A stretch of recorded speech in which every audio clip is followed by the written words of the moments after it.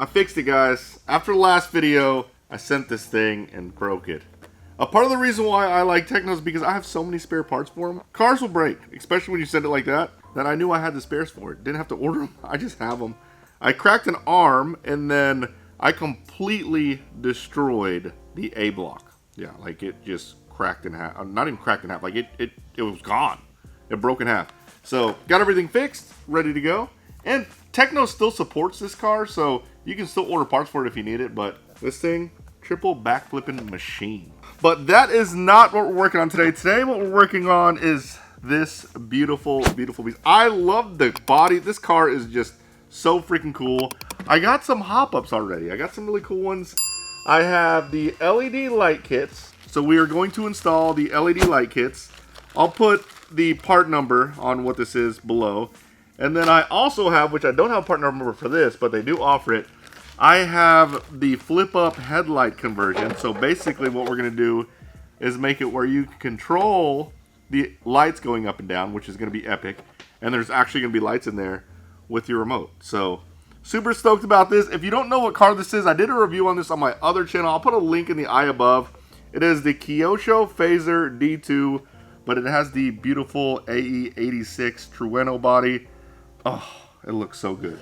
But let's get to work. I have some manuals and stuff here on how to install everything. I think I need some parts from the actual kit because the kit came with parts. And yeah, we're going to get some flip-up headlights going on today. All right, so according to this manual, we're going to do the flip-up headlights first because I'm too excited about this.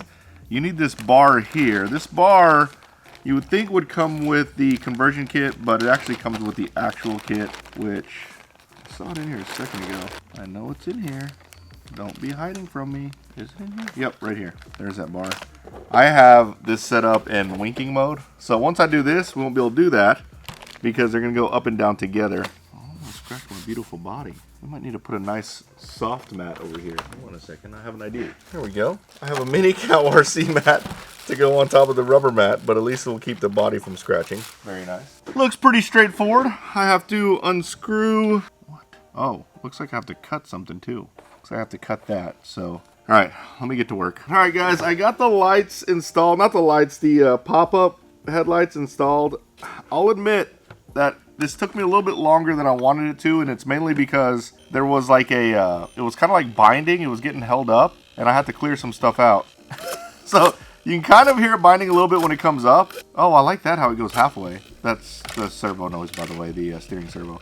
But it does work, and basically what I had to do is I had to shave a little bit of the Lexan off on the side because the pole that was, the post that's turning the headlights was bending and causing the headlight to bind. But I did get it worked out. It's really, really cool, and I'm super stoked, especially now that I know you can do halfway. I think that's really cool, but it is controlled via third channel. Oh man, that's awesome. Okay, let me put the lights on. The LED light should be pretty easy to install. 1 hour later. All right, guys, we got everything installed. We have the lights installed on the front and the rear. Now, one thing to note is the light part number comes with like red and white lights, so make sure you put the right lights in the right spot because I did not. Now, one thing I will say is I have the pop-up lights working, which is really cool.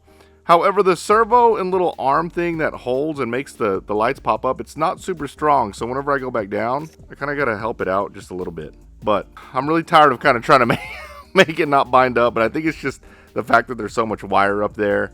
It's keeping it from like going all the way down. But at the end of the day, you want them up anyways. Look at how clean that is. That is so freaking cool. Holy crap, what an awesome upgrade. All right, so I'm gonna show you what it looks like under the body really quick. Let me turn this thing off. So whenever you take it off, you have to unlatch the light pop-up light thing, and that's what it looks like under the body. See how I kind of bunched up a bunch of the wires, and it kind of makes it where it's harder for it to close. I could probably wire those up differently where it's not a problem. However, yeah, I mean, nothing's binding up or anything, so that's good. And then the rear lights, and basically it just goes into the 4th channel because the 3rd channel is used for your pop-up light servo, and then your pop-up light servo is under this little plate right here, and this little arm hooks up to the bar on the front that then pops your lights up and down. Here, I'll show you real quick. So you can see the servo moving back and forth. It's actually pretty cool.